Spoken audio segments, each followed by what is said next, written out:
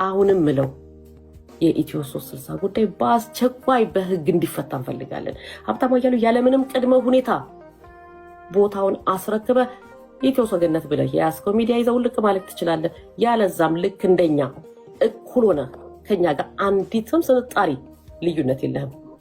መብት ያለ መስሎ ከሆነ ተሳስተሃል። ተሸክሚያቸዋለሁ ምትል ከሆነ አልተሸከምክም። እኛ ነን የተሸከምንህ። እርግጠኛ ምነግርህ ተሸክመንን የኖር ነው። ቢገባህ ኖሮ አየር ላይ ቁጭ ብለህ ያ ሁሉ ስታወራ ዝም የተባልከው ስለተሸከምን ነው እንጂ አውቀህ አይደለም። እኔ አጠገቡ ቁጭ ብዬ የምሰራውን ሰው እያፈንታ የሰብአዊ መብት ተሟጋች አይሆንም። መጀመሪያ እኔ መብት ተከብሮ ነው ከዛ በኋላ ሰብአዊ መብት ተሟጋች የሚሆነው። ያ አይደለም። ሰብአዊነት የሚጀምረው ካጠገብ ነው፣ ከራስ ነው ሰብአዊነት የሚጀምረው።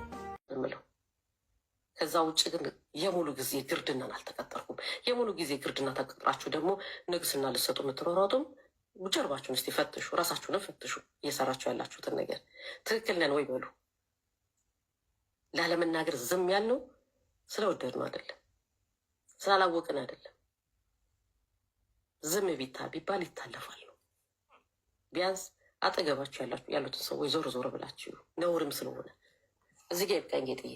ለማንኛውም ኢትዮ 360 ግን የህዝብ ድምፅ ነው። ነገም ከነገ ወዲያም ወደ ቀድሞ ክብሮ ይመለሳል። በህጉ እየሄድን ነው። ህግ የሚዳኝም ብዙ ጉዳዮች አሉ። አሁንም በህጉ መሰረት ነው። ሀብታሙ ከአንተ እኩል መብት አለን። ስለዚህ እኛ ነን ስልጣኑን የሰጠን። ስለዚህ ትወርዳለህ ከስልጣን ላይ። አሁንም ጽፈንልሃል። ጸላፊም አይደለም ኢትዮ 360። ይህን መናገር መፈልግ